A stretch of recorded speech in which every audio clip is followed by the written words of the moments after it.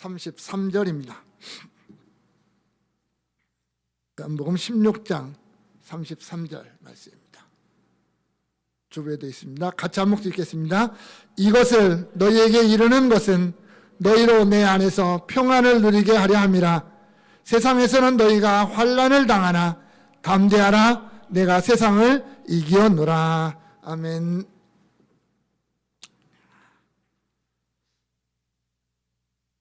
(2024년이) 저물어가고 있습니다.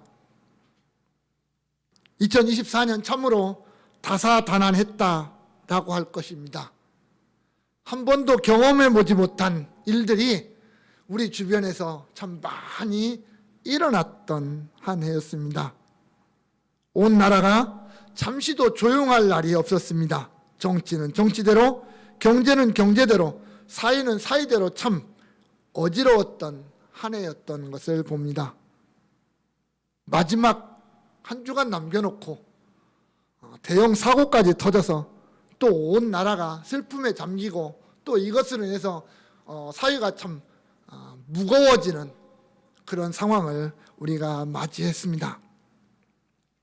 하지만 분명한 것은 그 모든 시간 속에서 일어난 모든 일들은 우리 하나님의 손안에서 이루어졌다라고 하는 겁니다. 좋았던 일은 좋았던 대로, 또 안 좋았던 일은 안 좋았던 일대로 그 모든 것은 하나님의 섭리 가운데서 이루어졌다라고 하는 겁니다. 하나님의 어떤 섭리를 떠나서 이 땅에 존재할 그 어떠한 역사도 없다라는 거죠. 따라서 우리 그리스도인들에게는 그 모든 시간들이 하나님이 우리에게 베푸신 은혜의 시간이다, 그렇게 고백할 수밖에 없습니다. 나에게 있었던 일, 때로는 힘들고 어려운 일도 있었고 때로는 기쁘고 즐거운 일도 있었겠는데 그 모든 것들이 결국은 하나님이 내게 베푸신 은혜의 시간들이었다, 우리는 그렇게 고백하는 겁니다. 그리고 다가오는 2025년도도 그 하나님의 은혜 속에서 진행될 것이다 라고 믿고 우리는 또 그렇게 나아갑니다. 때로는 우리가 예상하지 못했던 일들도 발생할 겁니다. 우리가 이해하지 못하는 그런 일들도 있을 겁니다. 하지만 아무리 사소한 일이라 할지라도, 아무리 때로는 큰 일이라 할지라도 또한 그 모든 것이 하나님의 손길 안에서 일어난다라고 하는 겁니다. 따라서 우리는 나에게 주어지는, 또 우리 모두에게 주어지는 그 모든 시간들과 사건들과 상황 속에서 우리는 하나님을 바라보고 그 하나님을 의지하고 하나님이 내게 주신 그 시간을 속에서 내가 열심을 다해서 살아가야 되는 겁니다. 그래서 나의 유일한 목자가 되시고 나의 주인 그 예수를 드러내는 일에 우리가 쓰임을 받아야 된다라고 하는 겁니다. 오늘날 세상은 어둡다고 말합니다. 캄캄합니다. 어지럽습니다. 어디가 길이고 어디가 낭떠러지인지 조금만 정신을 차리지 못하면 나도 생각하지 못한 길로 떨어지고 맙니다. 무엇이 진리인지 무엇이 거짓인지 구별하기가 쉽지 않습니다. 저마다 사람들은 크게 목소리를 외치는데 그 많은 소리들 가운데 정말 우리의 마음을 두드리는 진리는 그리 많지 않습니다. 또한 세상은 우리를 유혹합니다. 우리 그리스도인들을 화려함으로, 편리함으로 우리를 유혹합니다. 그래서 어찌하든지 우리의 믿음이 흔들리게 합니다. 세상은 갈수록 예수를 멀리하라고 합니다. 예수를 멀리하고 내가 주인이 되라고 말합니다. 그래서 내 마음대로 사는 것이 가장 행복하다라고 말하는 거죠. 내가 원하는 대로 사는 것. 결국 그것은 우리 그리스도인들로 하여금 너희가 그리스도인임을 포기하라고 요구하는 거겠죠. 결국은 이는 분명 사탄의 계략 아닙니까? 그래서 이러한 시대를 살아간 우리에게 사도 베드로가 이렇게 말했습니다. 근신하라, 깨어라. 너희 대적 마귀가 우는 사자같이 두루다니며 삼킬 자를 찾는다 라고 말합니다. 우리가 정신을 차리지 않으면, 우리가 바로 서 있지 않으면 우리는 나도 모르는 사이에 넘어져 버리고 사탄의 계략에 빠지고 맙니다. 베드로는요 그걸 경험해봤던 사람이잖아요. 겟세마네 동산에서 예수님이 시험에 들지 않게 깨어있어 기도하라라고 분명히 얘기했거든요. 근데 깨어있지 못하고 졸다가 그 밤에 예수님을 3번이나 보는다고 부인했던 사람이 베드로 아닙니까? 베드로가 우리에게 깨어라, 근신하라 라고 하는 이 요구는, 이 권면은 어떻게 보면 자신의 경험을 바탕으로 하는 것일 수도 있어요. 내가 그렇게 못했기 때문에 내가 그 엄청난 자리로 빠져 들어갔지 않느냐. 우리는 항상 깨어 있어야 된다. 정말 정신을 차리고 우리가 똑바로 서 있지 않으면 안 된다라고 말하는 그런 베드로의 심정이 있다는 거죠. 오늘 본문은 예수님이 제자들과 마지막 밤을 보내고 있습니다. 그러면서 그들에게 이제 하시는 말씀입니다. 이제 날이 새면 십자가를 져야 되고 내 백성의 어떤 죄를 대신 짊어지고 죽으시는 구속의 완성을 이제 향하여 나아가십니다. 물론 3일 후에 부활하지만, 사흘째 된 날 부활하지만 긴 시간 함께하지 못하고 본래의 자리, 하나님의 보좌 우편으로 올라가서 당신의 자리로 이제 가셔야 됩니다. 그렇게 되면 지금 그 사랑하는 제자들, 내 앞에 앉아있는 그 사랑하는 제자들만 세상에 남게 되는 거죠. 그리고 그들이 주님으로부터 받은 명령, 그것을 이제 이 땅에서 감당하는 그런 과정이 놓여질 겁니다. 그러면서 그들은 주님의 약속대로, 내가 다시 오리라고 하는 주님의 약속대로 그 약속을 기다리는 그러한 삶을 살아가게 될 겁니다. 그런데 그러한 제자들의 앞길에 평탄함이 있지 않다라고 하는 겁니다. 그들 앞길에 많은 어려움이 있게 될 거다라는 거죠. 세상이 예수님을 미워했던 것처럼 제자들도 미워할 것이기 때문입니다. 심지어는 제자들을 죽음의 자리로 몰아갈 겁니다. 그리고 때로는 예수 그리스도를 믿는 자들을 유혹해서 그리스도에게서 떠나도록 그렇게 세상이 이 제자들을 압박을 할 겁니다.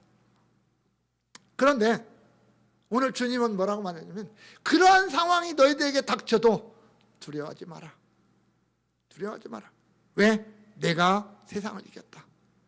내가 세상을 이겼다. 그리고 내가 너희와 함께 할 것이다. 주님의 약속은 그렇게 진행이 됩니다. 자, 제자들이 그 어려움을 이겨낼 수 있는 비결, 그리고 주님으로부터 받은 그 사명을 끝까지 감당할 수 있는 비결, 아무리 세상이 어지럽고 세상이 아무리 혼탁해도 거기에 넘어지지 않고 끝까지 달려가서 승리할 수 있는 유일한 비결은 뭘까? 그것을 성경은 우리에게 믿음뿐이라고 말합니다. 내가 예수 그리스도를 향한 믿음만 가지고 있으면 이길 수 있다는 거죠. 왜? 주님이 승리하셨으니까. 이미 승리하신 그 주님을 붙잡고 있으면 그 주님이 나와 함께 하시고 나로 하여금 승리하게 하실 것이다 라고 하는 겁니다.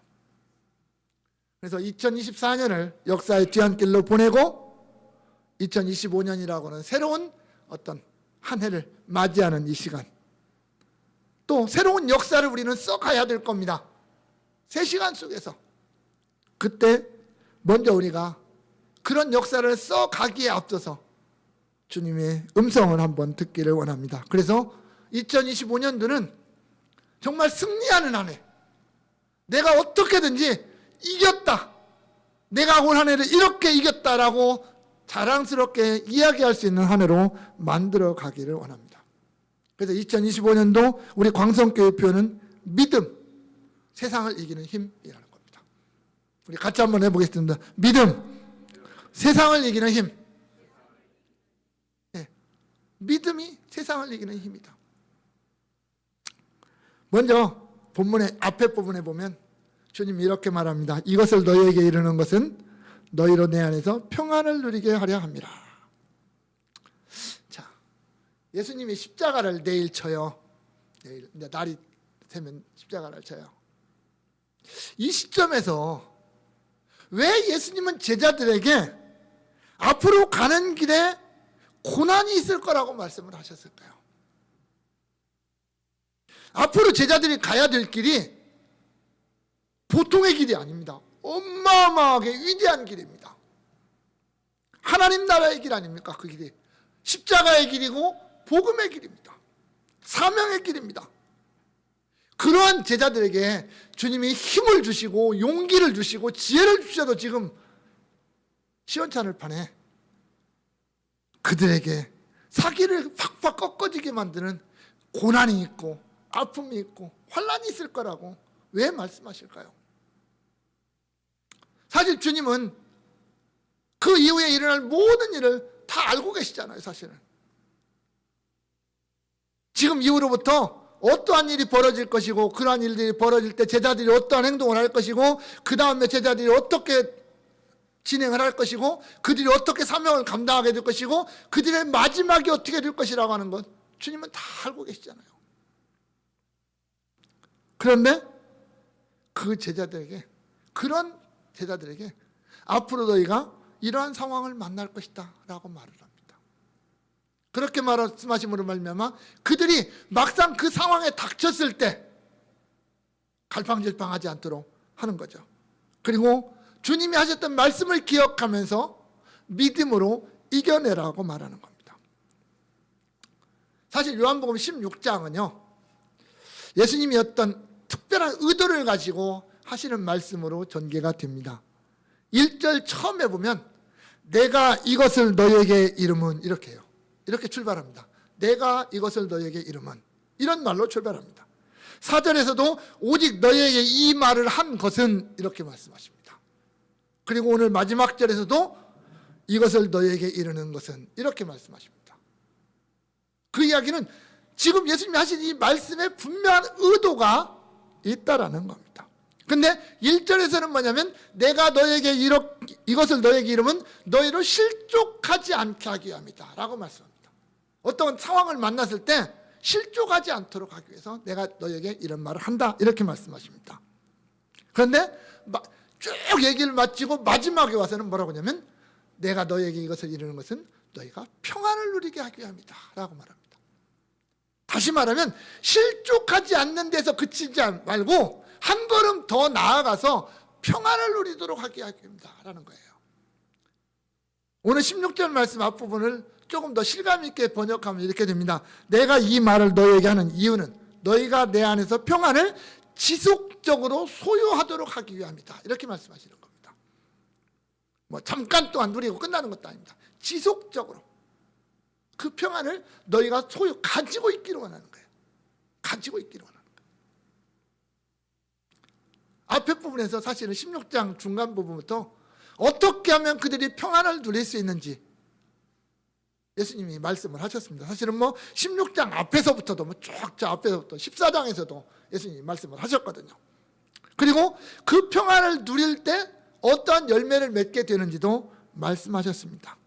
그런데 그 모든 말씀의 핵심에는 뭐가 있냐면 너희가 내 안에 거하라라는 거였어요. 너희가 내 안에 거하라.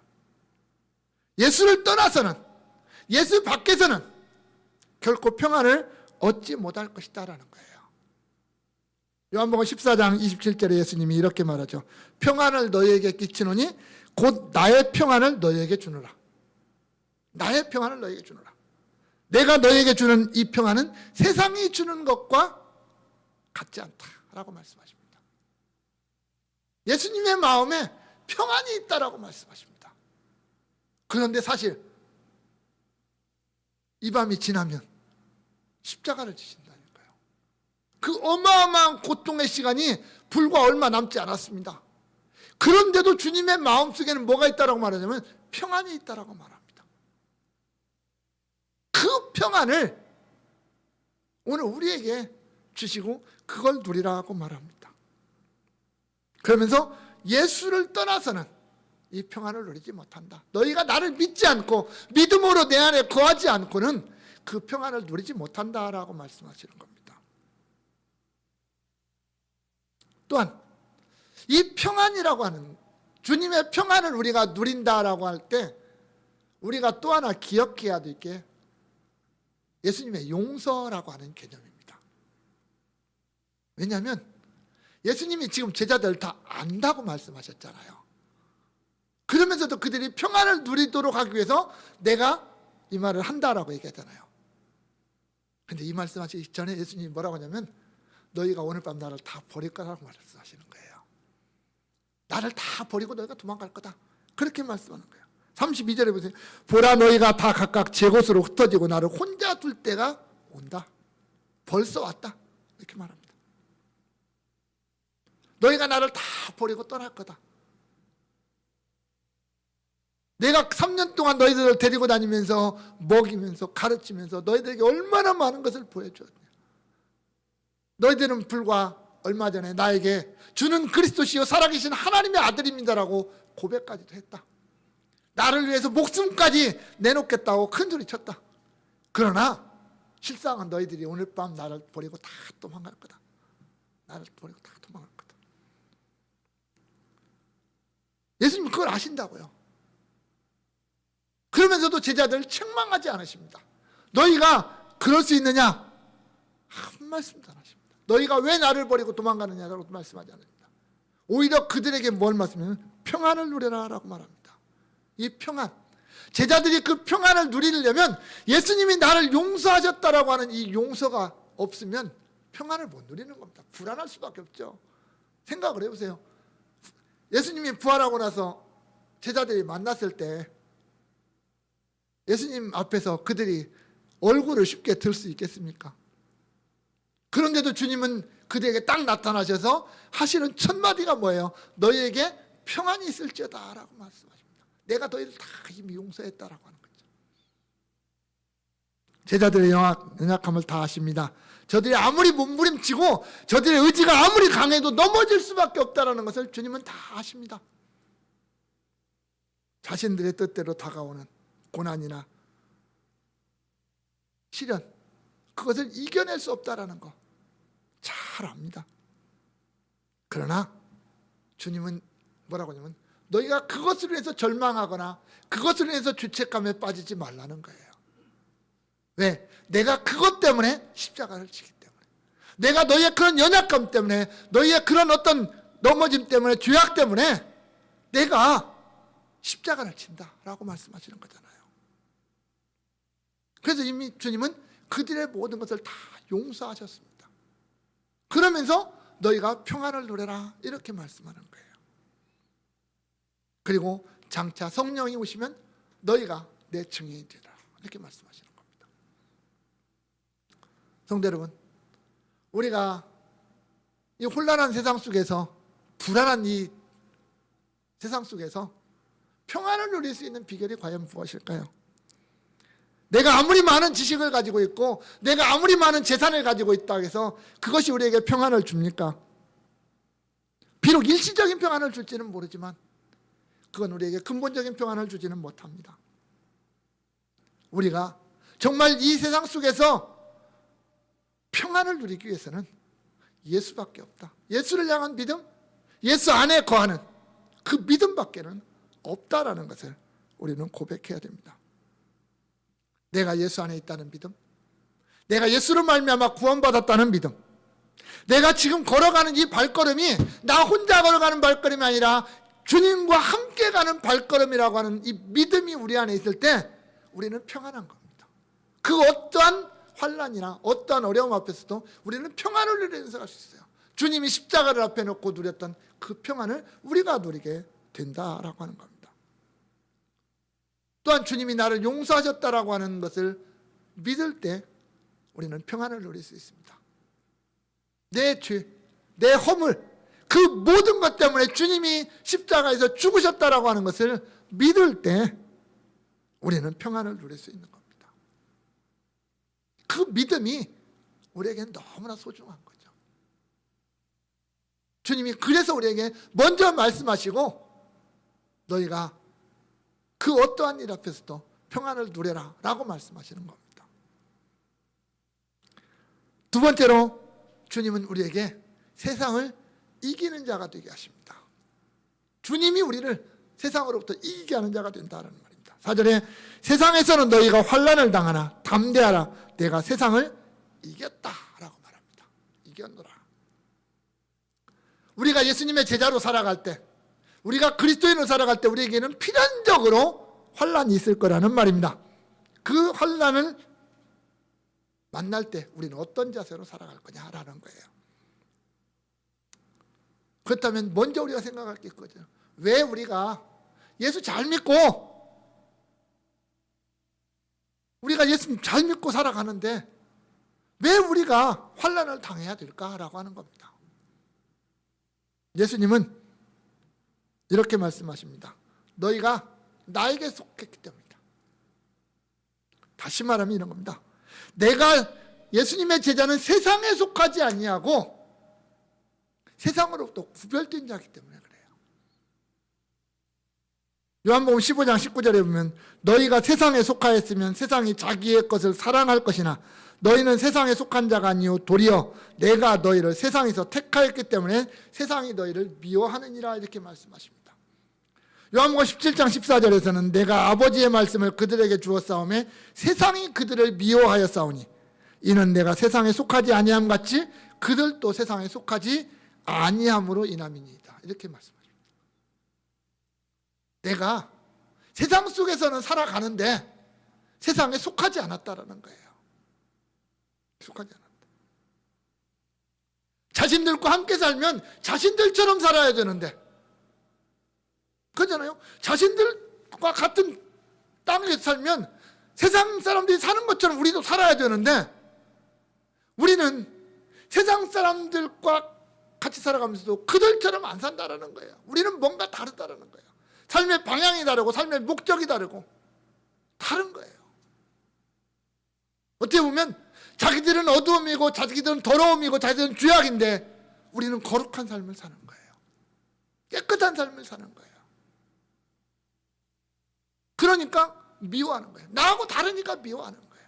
나하고 다른 삶을 살으니까. 세상은 자기보다 잘난 것을 용서하지 않잖아요. 용납하지 않잖아요.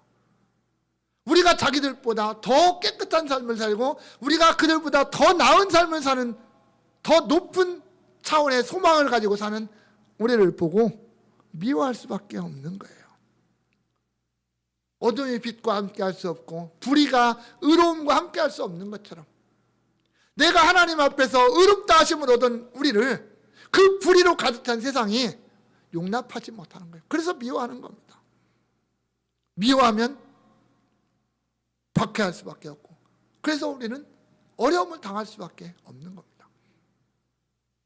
세상이 어려우면 어려울수록 예수 믿는 사람은 더 어렵습니다.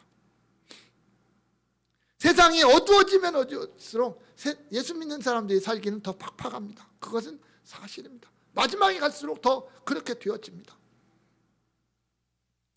우리가 더 빛으로 살수록 그들의 어두움은 더 분명해지고요.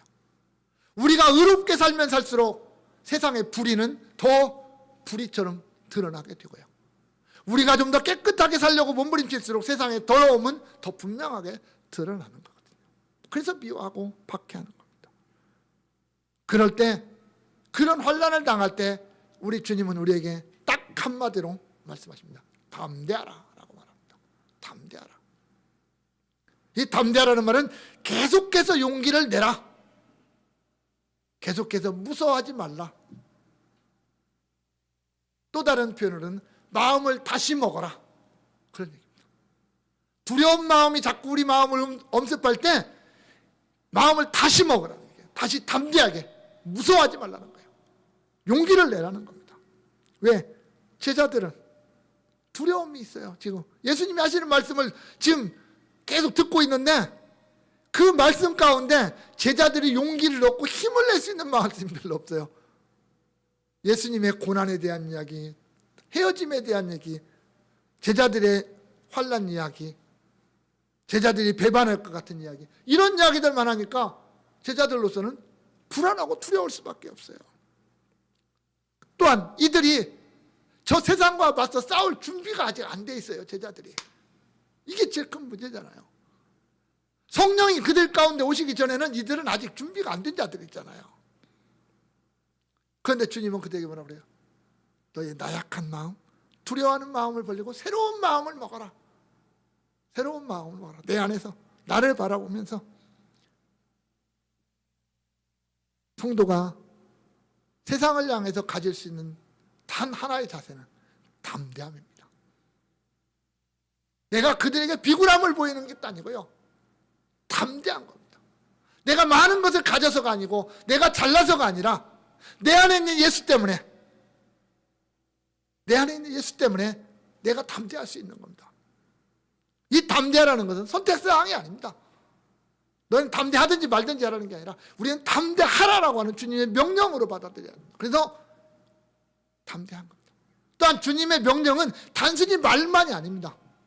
내가 너에게 담대함을 주겠다라고 하는 말씀도 포함되어 있다는 것을 기억해요. 주님이 내게 담대함을 주십니다.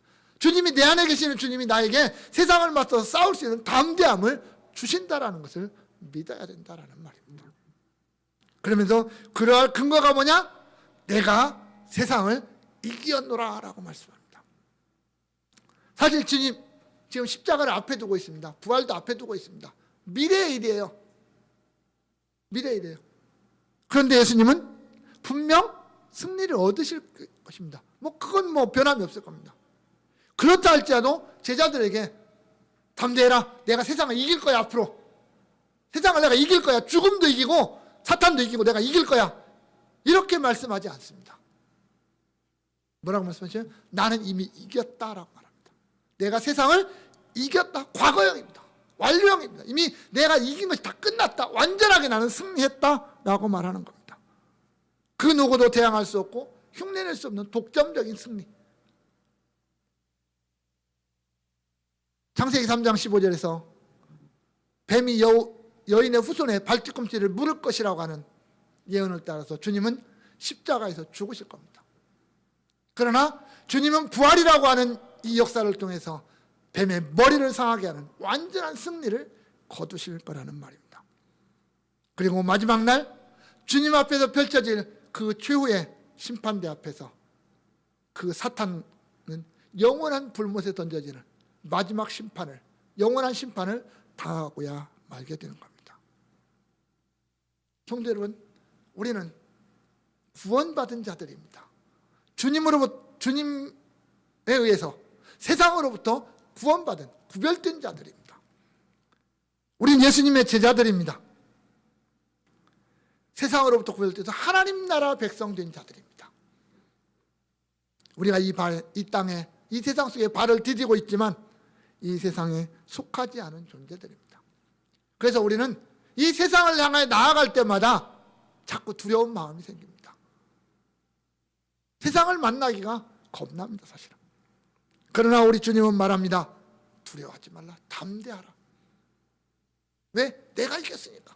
내가 이미 세상을 이겼으니까 내가 너희와 함께하고 너희가 내 안에 있다면 너희는 반드시 승리할 수밖에 없다. 그렇게 말씀하시는 겁니다.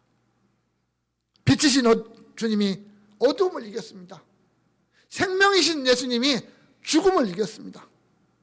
만왕의 왕이신 예수님이 세상의 임금인 사탄을 이기셨습니다. 따라서 내가 예수님의 사람이라면, 내가 예수 믿는 사람이라면, 내가 예수로 말미암아 구원받은 사람이라면 나는 세상을 두려워할 필요가 없습니다. 오히려 담대하게 맞서서 싸울 용기가 우리 안에 있는 겁니다.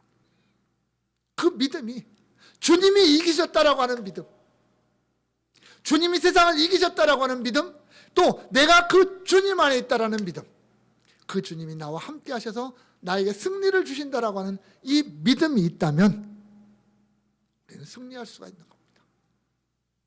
흔들리지 않는 겁니다. 사랑하는 광성의 성도들, 우리는 세상을 이길 수 있는 자들입니다. 아니, 우리는 세상을 이기는 자들입니다. 반드시 이기는 자들입니다. 나는 힘이 없는 것 같습니다. 나는 연약한 것 같습니다. 그러나 나의 주인 되시는 우리 예수 그리스도 주님은 우리의 왕이고 나의 목자가 되십니다. 그분이 나를 통해서 당신의 승리하심을 세상에 드러내기를 원하십니다. 나는 그 주님의 승리를 세상에 선포하고 드러내는 통로가 되게 하시는 겁니다. 이를 위해서 우리에게 요구되는 것이 오직 믿음입니다. 우리를 위해 사람의 몸으로 오신 하나님의 아들 예수 그리스도를 향한 믿음, 나의 죄를 대신 지신 구속자 예수 그리스도를 믿는 믿음. 우리를 저 영원한 사탄의 권세 아래에서 세상의 빛으로 소금으로 살아가도록 우리를 구별해 놓으신 그 예수 그리스도를 향한 믿음입니다. 비록 세상이 어둡고 어지럽고 혼란스럽지만 언제나 나와 우리와 함께 하시고 우리를 인도하시는 그 예수 그리스도를 향한 믿음입니다. 내가 이 세상 속에서 환난을 당하고 어려움을 당하지만 끝내 승리하게 하시고 저 영원한 천국의 기쁨을 누리게 하시는 예수 그리스도를 향한 믿음입니다. 이 믿음만이 나를 나답게 한다라고 하는 겁니다. 내가 그리스도인이라고 말한다면 그 믿음이 나를 그리스도인답게 만드는 겁니다. 그 믿음만이 나로 하여금 하나님의 백성답게 하고 그리스도의 제자답게 하고 이 세상 속에서 승리자로 살아가게 만드는 겁니다. 은하계는 우리 광성의 모든 성도들이 주님이 주신 이 2025년도라고 하는 한 해를 걸어갈 때 우리 주님과 함께 걸어가고 그리스도 안에서 살아감으로 말미암아 날마다 정말 진정한 승리자로 설 수 있기를 승리의 왕이신 주님의 이름으로 간절히 축원합니다.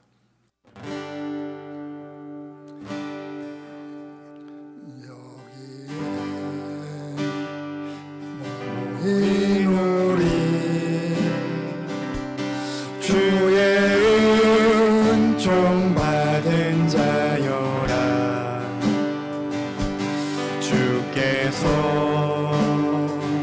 이 자리에 함께 계심을 아노라. 언제나 주님만을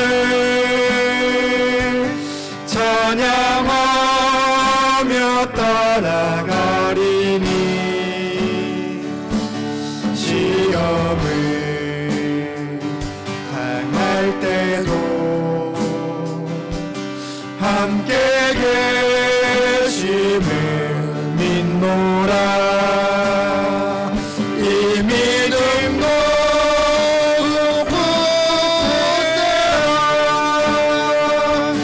주가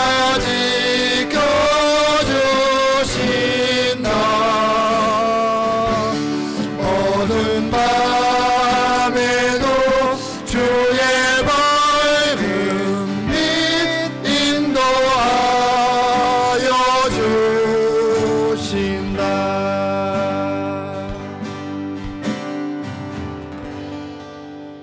이제는 우리 주 예수 그리스도의 은혜와 하나님 우리 아버지의 크신 사랑하심과 성령의 역사하심이 2024년을 보내고 2025년 새해를 맞이하면서 믿음으로 세상을 이기를 다짐하고 새 출발하는 우리 강성교회 모든 성도들 머리머리 위에 이제로부터 영원토록 함께 있을지어다.